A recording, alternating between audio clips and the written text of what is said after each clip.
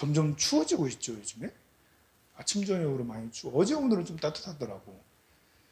오늘 기사를 하나 봤는데, 이제, 대성산업가스라는 회사가, 맥컬리 인프라라는 그런 사모펀드로 넘어간다고? 벌써 세 번, 네 번 이렇게 이제 일로 갔다가 절로 갔다, 일로 갔다라는 그래서 맥컬리가 인수합병을 이제 해가지고 이제 지분율 100%를 다 산다고 그런 기사를 봤어요. 그 무슨 말인가 해서 봤더니 중간에 아는 게 나오는 거야. BNK가 중간에 대성산업을 BNK가 샀다가 BNK가 다시 지금 맥컬리 인프라한테 판다. 그럼 뭐지 이 대성이? 그런 이제 궁금해서 찾아봤죠. 대성이 연탄이더라고. 김수근이라는 이제 창업주, 1916년생인데요. 이 사람이 이제 그 조실부모해가지고 아버지가 일찍 돌아가셔서 본인이 이제 일찍 경제 생활을 해야 되는데 당시에 연탄 공장에 꽂혔는지 연탄 공장에 가서 이제 일하려고 하는데 연탄 공장은 전부 다 이제 일본인들이 다 운영을 했거든요. 한국 사람들은 안 썼어. 허드렛 일만 쓰고. 일제 시대 때 우리 그 에너지를 독점했거든. 우리의 자원을 독점했잖아요. 일본인들이. 우리는 그런 걸 별로 생각지 않고 이제 이렇게 어떤 사람이 주장하기를 일본인이 우리의 대한민국을 근대화 시켜줬다. 이렇게 주장하는 말을 듣고는 말도 안 되는 말이다. 그잖아요? 우리나라를 대한민국을 근대화 시켜줬다는 게 일본이 근대화 시켜줬다는 게 말도 안 되잖아. 그렇지만 여기에 또 다른 함정이 있는 거예요. 일본이 근대화 시켜주진 않았지만 큰 해를 끼치진 않았다. 알게 모르게 우리는 그런 생각도 하는 거예요. 이제 큰 해를 끼쳤다라는 걸 여러 개를 얘기를 하면 일본 놈들 죽일 놈들이지 뭐 이렇게 되는데 우리 근대화 시켜줬다라는 건 근대화 시킨 거 아닌 것 같은데 이거는 이제 이렇게 긍정적인 일본이 잘해줬다는 그런 것이 부정된 거잖아요. 그런 사람들은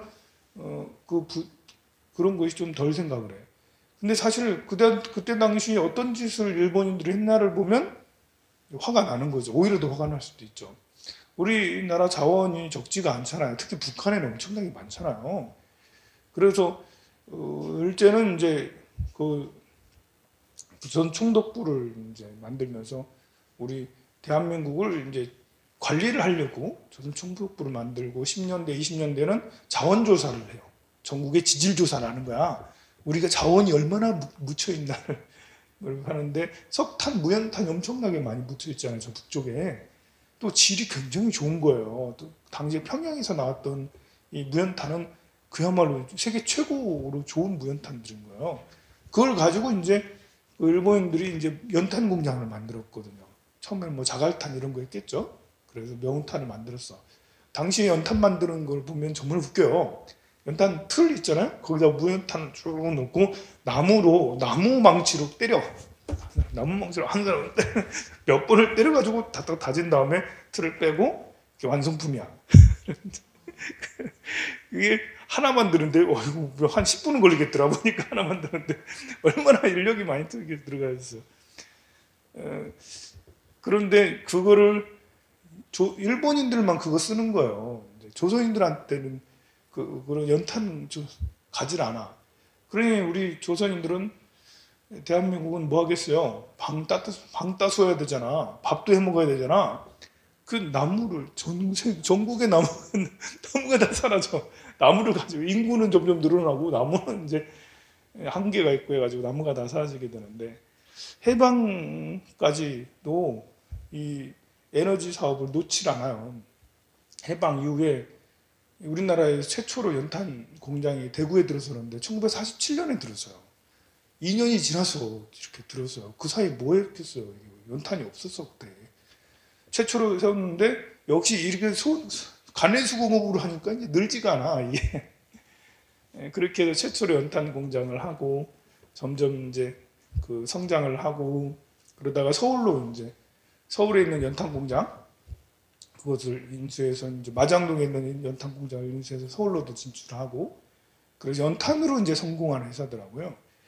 연탄을 계속 하다 보니까 이제 회장이 김수근 사장님이 좀 생각을 좀 더해서, 야, 우리가 탄광을 하면 되겠다.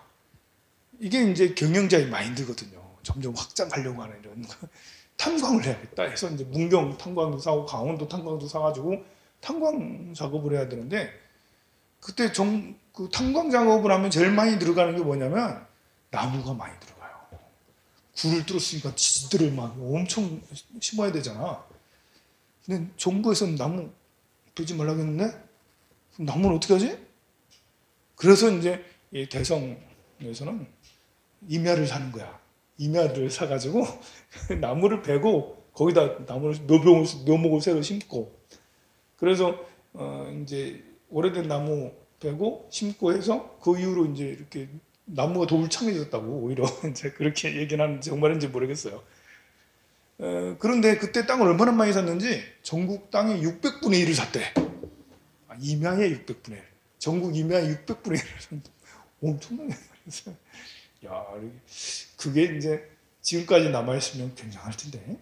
어쨌든 그렇게 많이.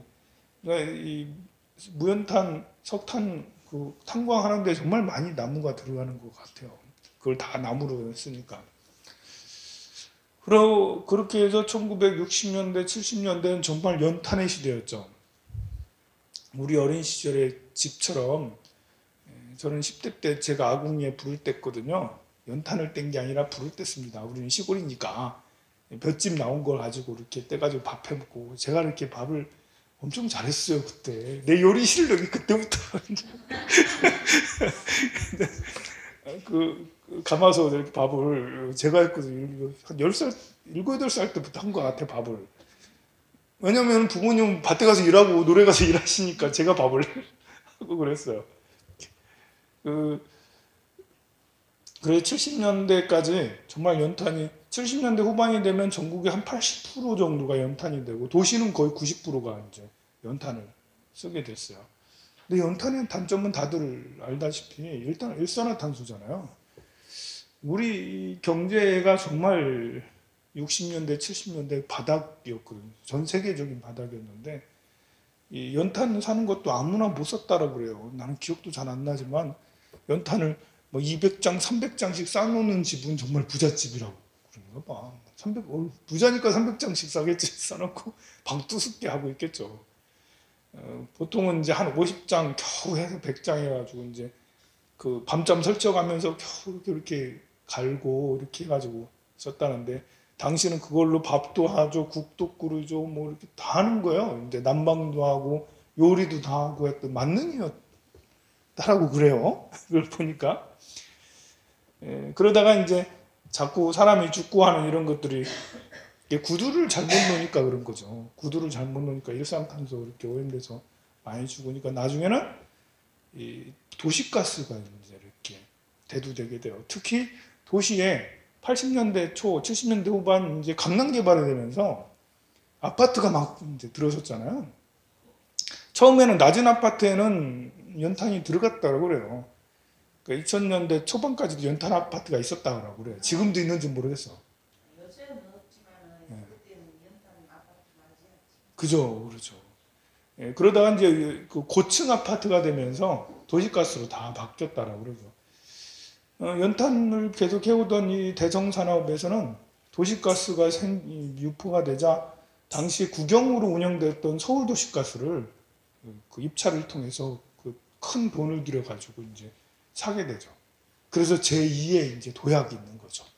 그 서울 지역의 도시가스를 독점 공급했잖아, 세상에. 지금 한전하고 비슷한 거야. 한전이 민영화돼봐. 민영화되면 좋을까 나쁠까? 글쎄요. 민영화도 잘 되면 좋을 수 있죠. 근데 이따가 또 얘기할 거예요. 민영화의 폐해를 얘기할 텐데, 민영화가 골고루 잘 되면 되게 좋을 수도 있죠. 왜냐하면 전기를 내가 직접 만들어 가지고 팔 수도 있는 거니까, 민영화가 되면. 지금은 하여간 그건 나중에 얘기하고, 그 얘기는 나중에 하고. 그래가지고 그 서울 도시가스 지역하고 대구 도시가스 지역을 이제 그 대성산업에 다 산 거예요.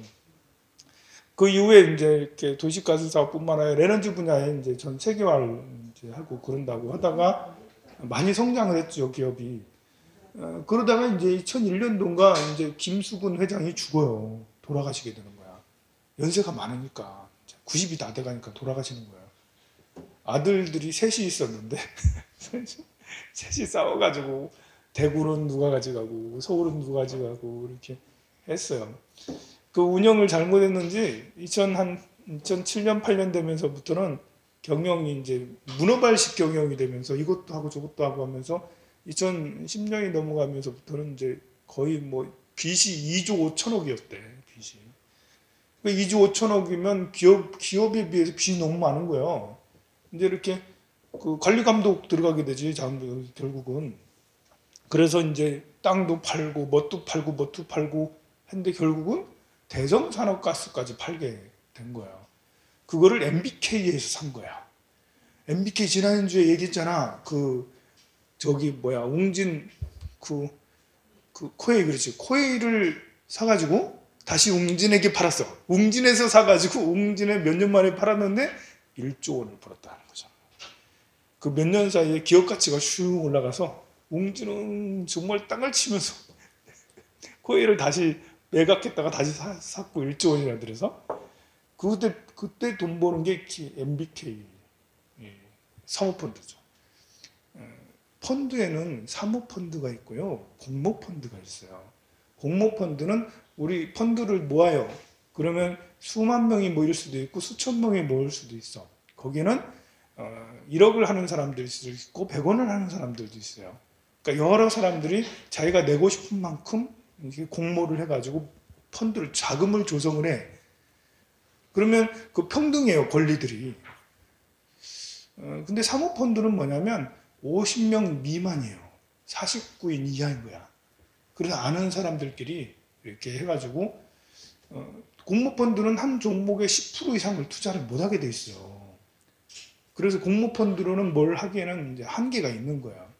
사모펀드는 그냥 막 다 투자해도 돼. 그래서 사모펀드들이 하는 것이 이제 M&A를 하는 거죠. 부실한 회사를 사가지고 키워서, 기업 가치를 키워서 파는 거죠. 그걸 뭐 엑시트라고요. 팔아서 이제 다 이제 본래 투자한 사람들한테 다 배당해주는, 엑시트 한다라고 그래요, 그거를. 그렇게 하는 게 사모펀드인데 잘하면 좋은 거죠. 이제 코웨이 같은 경우가 이제 성공적인 엑시트라고 할 수가 있죠. 코웨이를 1조 원인가 이렇게 샀어요. 파는 1조 조금 안 되게 샀어. 1조 좀 넘던가? 1조 가까이 샀어요. 팔 때 거의 2조에 팔았거든?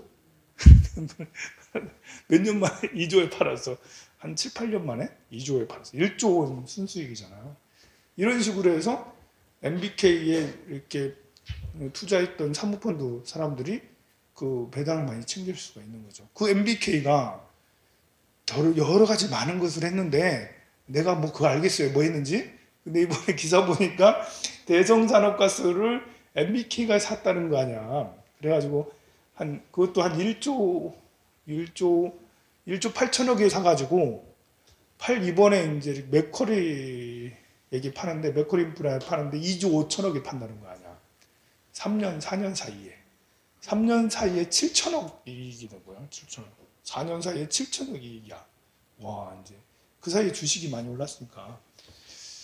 그런데 이제 그래도 MBK는 국내 사모펀드니까 배가 덜 아파. 그 사모펀드 투자한 사람 돈 많이 벌었겠지 모르면서. 그 사모펀드는 이제 김병준과 임병준과 이 한국인이 대표고 한국인들이 이제 사모펀드를 모은 거예요. 그런데 대성산업이 처음엔 어디에다 넘겼냐면 골드만삭스에 넘겼어요. 월가에 있는 이제 미국 월가에 있는 금융사라고 골드만삭스에 1조 정도? 1조 정도에 이제 팔은 거예요. 한 2년 3년 사이에 1조 8천억에 MBK한테 팔은 거죠. MBK는 다시 2조 5천억에 맥커리한테 파는 거고. 야, 이게 몇 년 사이에 기업 가치가 1조에서 2.5조가 된 거예요. 와, 정말 대단하지 않아요? 근데 우리는 지금 피 땀 흘려서 1당이 8,200원 얼마니 이러고 있는데 거기는 몇 년 사이에 1조 뭐 이렇게 하고 있으니 사모펀드는 그런 이력이 있죠. 그래도 대성산업은 계속 흑자 기업이에요. 이게 알짜 기업이라는 거야. 해마다 흑자를 몇백억씩 내는 업체거든요. 이런 업체가 시장에 나온 것만 해도 이상한 거지만 그렇지만 이걸 해서 이제 계속 기업 구조를 조정해서 이제 이렇게 기업 가치가 높아졌으니까 그나마 이제 괜찮은 거죠.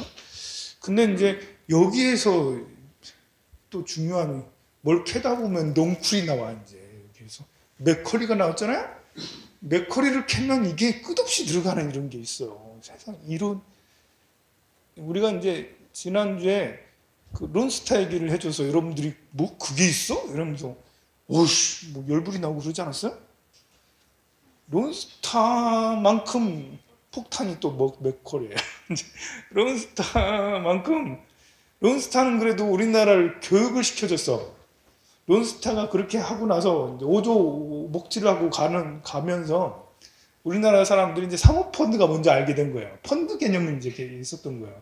80년대, 90년대만 해도 펀드 개념이 없어요. 헤지펀드 이런 개념이 없었거든요. 론스타이가 엄청나게 당해서 그다음부터는 우리나라의 사모펀드 이런 것이 우후죽순처럼 생겨서 지금은 한 500개 정도 될 거예요. 사모펀드 이런 게. 사모펀드에 파악하고 있는 시장 규모가 320조라고 해요. 공모펀드는 150조 정도밖에 안 되고 150조도 적은 게 아닌데 공모펀드는 열심히 모았는데 한 150조야. 근데 사모펀드는 다 파악하지 못하는데 그냥 두리뭉실 파악하는 게 320조라고. 사모펀드 시장이 엄청난 거예요.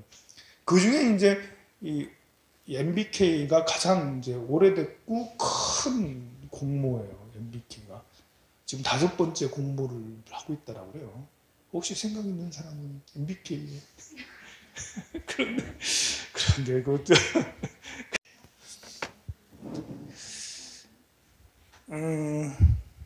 이 우리가 맥커리를 한번 파고 들어가 봅시다. 맥커리는 도대체 뭔가? 맥커리 이거 알면 재밌기도 하고 분통도 터지고 좀 그런 게 있어요. 재밌어 이게. 맥커리라는 회사를 공부하게 되면 별의별 게 다 나온다니까요. 여기서 맥커리 인프라는 이제 그 원래 이제 호주의 사모펀드예요. 그리고 이제 맥커리에 투자한 것이 맥커리가 모두 다 갖고 있는 게 아니라 우리나라 이제 그 뭐 이렇게 SH공사라든지 공무원 뭐 이렇게 공무원이 아니고 교사 뭐 공제 뭐 이런 데서도 갖고 있고 또 개인 투자자들도 뭐 좀 많이 갖고 있어요. 근데 운영은 이렇게 호주에 있는 맥커리 본사에서 운영을 해요. 이 펀드를. 우리나라에선 주로 인프라적인 그러니까 그 SOC 사업 쪽으로 주로 많이 해요. 도로 건설. 여러분들 부산 가면 백양터널 있죠? 수정산 터널 있죠? 그 민간 투자 있잖아. 민간 투자도로 여기 다 거의 대부분 이제 맥커리에서 투자해가지고 민간 투자 그 도로를 만들고 그래요. 그 서울 가면 그 우면산 터널이 있어요. 예술의 전당 있는데 예전에 예술의 전당 보면 그 옆에 터널이 있어. 터널 해가지고 우면산 밑으로 가가지고 쑥 넘어가. 거기 터널도 맥커리가 투자한 거거든요. 거기 터널 그렇게 길지도 않은데 터널 가려면 2,500원 내야 돼. 2,500원. 우리는 그냥 이런 정자 가려면 그 터널 그냥 공짜로 가잖아. 근데 그 우면산 터널은 서울시에 한층인데 돈을 2,500원이 안 되고 가야 되면 그게 도대체 왜 2,500원이나 하냐. 그거를 그리고 맥커리 같은 민간 투자에서는 보통 10년, 20년 계약이 아니라 20년에서 40년 계약이거든요. 그러면 이 맥커리에서 한 게 뭐냐? 인천대교, 인천 이제 그 공항 가는 인천대교도 있고요. 그리고 인천국제공항 고속도로도 역시 맥커리에서 한 거고, 또 우면산 터널도 아까 말한 대로 또 서울 춘천 간 고속도로도 맥커리에서 민간 투자를 한 거예요. 그리고 서울 도시철도 9호선 9호선 다시 매각하긴 했어도 9호선처럼 만들 때 맥콜에서 만들었어요. 심지어 국철을 이렇게 맥콜에서 9호선을 만들었다니까요. 그리고 용인 서울간 고속도로, 또 대구시에 있는 순환도로, 그리고 천안 논산간 고속도로, 이걸 다 맥쿼리에서 한 거예요.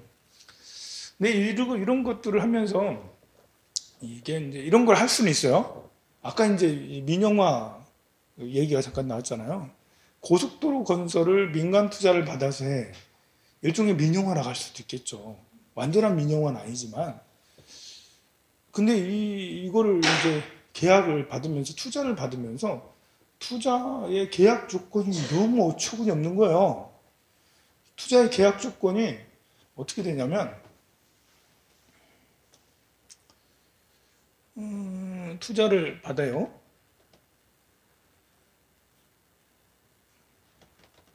자, 예를 들면 인천에 있는 인천대교 밑에 세 개의 줄 중에 제일 아랫줄이 인천대교예요.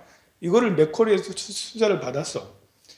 만약에 이제 그 수익이 8%인가 10%인가 계약의 조건대로 그만큼 그거보다 낮게 수익이 잡혀지면 인천시에서 배상을 해주는 거예요. 수익이 덜 난 만큼. 손해가 나면 손해가 난 거에다가 이제 수익이 덜 만큼. 그런 계약을 하는 거예요. 맥쿼리 인프라하고 인천시하고 그렇게 계약을 하는 거예요. 그리고 심지어 그러니까 무조건 8% 이상은 항상 수익이 보장되는 거죠. 게다가 저 위에 도로는 새로 만들고 있거든요. 제3육교 해가지고 저런 거 만들잖아요. 저거 만들면 밑에 있는 도로로 사람들이 잘 안 갈 거 아니야. 그것도 역시 보존해 주기로. 그것도 역시 물어주기로 계약이 돼 있는 거예요. 그러니 이제 뭐 절대 망하지 않는 그런 계약이죠. 아주 훌륭한 계약이에요. 우면산 터널도 마찬가지예요. 우면산 터널 소문이 안 좋아가지고 사람들이 별로 안 가. 비싸잖아. 거기 그냥 돌아가는 게 낫지. 그러면 서울시에서 보전을 해줘야 돼. 8%인가 10%인가 수익이 되지 않으면 서울시에서 그것도 하루 1, 2년도 아니고 계약 한 20년, 30년, 40년이나 그거를 계속 보전을 해줘야 된다는 거죠. 말도 안 되는 거잖아. 이것도 말도 안 되는데 더 말도 안 되는 게 있습니다. 뭐냐면 이 맥쿼리 인프라는 투자도 하지만 대출도 해줘요. 대출은 금융권에서 받으면 되는데 이게 이제 고속도로 거기에 공사해서 자금을 은행에서 대출 받아가지고 도로를 건설하면 되잖아. 근데 그렇게도 하고요. 이 사모펀드에서도 대출을 받는 거예요. 맥쿼리는 투자도 하지만 돈도 빌려줘.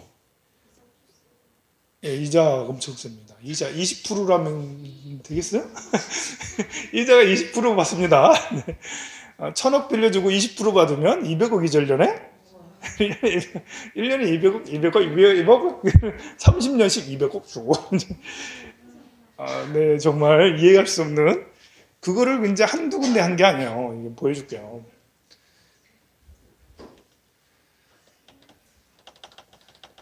정부가 수익률을 보장하는 자산 사례. 정부가 수익률을 보장해줘. 현재 저 줄이 13%인가 그러거든요. 저 인천국제, 뭐 광주, 천안, 논산 이런 것들 다 대부분 다 수익률을 보장을 해줘요. 너무 많이 내려갔다.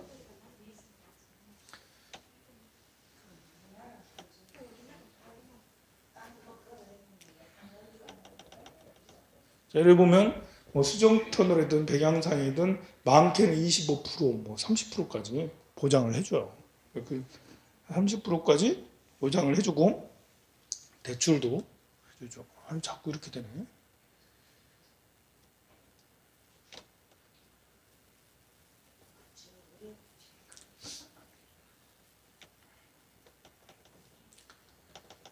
이렇게 이제 대신에 이런 건 있어요.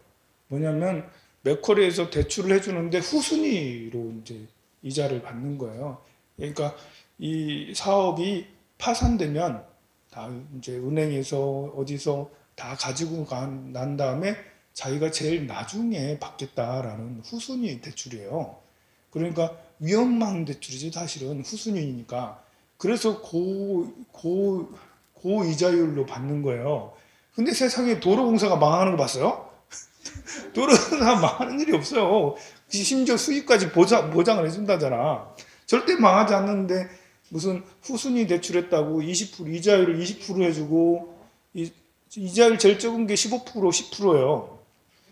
은행은 지금 은행한테 빌려주면 은행한테 돈 넣으면 지금 우리는 2%도 제대로 못 받는데, 그러니 맥쿼리 인프라의 주식이 계속 상승을 해서 이렇게 이 곡선을 그려서 쭉 올라갔어. 쭉 올라가서 금리가 떨어지면 떨어질수록 저런 데는 배당도 많이 해줘.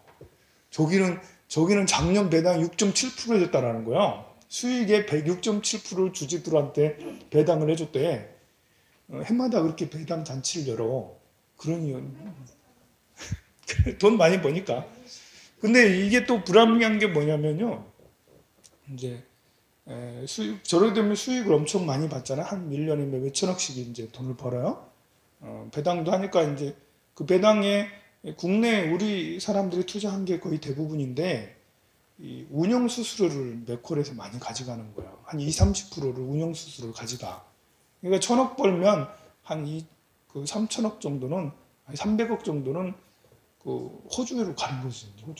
호주로 가가지고 그 운영 자금으로 쓰는 거죠.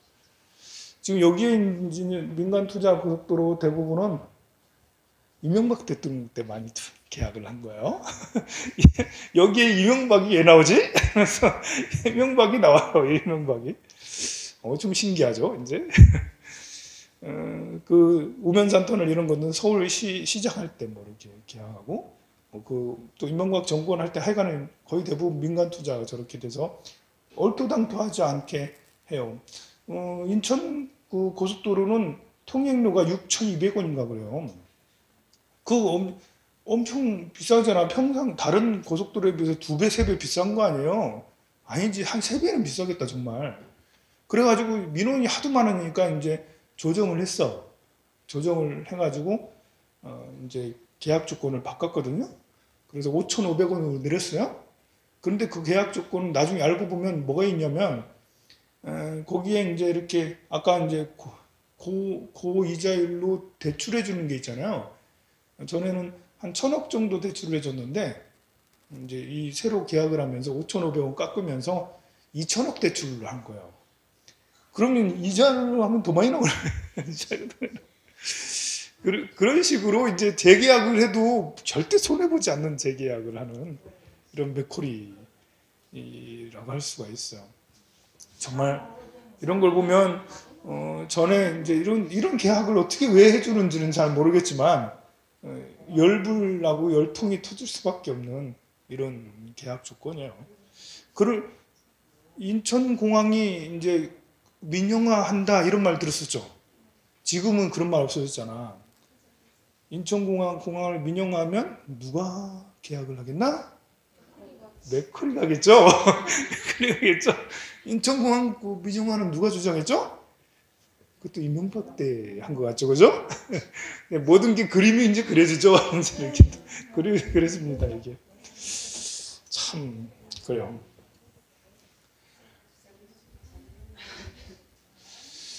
이런 이제 이렇게 맥쿼리 같은 이런 것이 있는데, 좀 쉬었다가 다시 다른 얘기 할게요.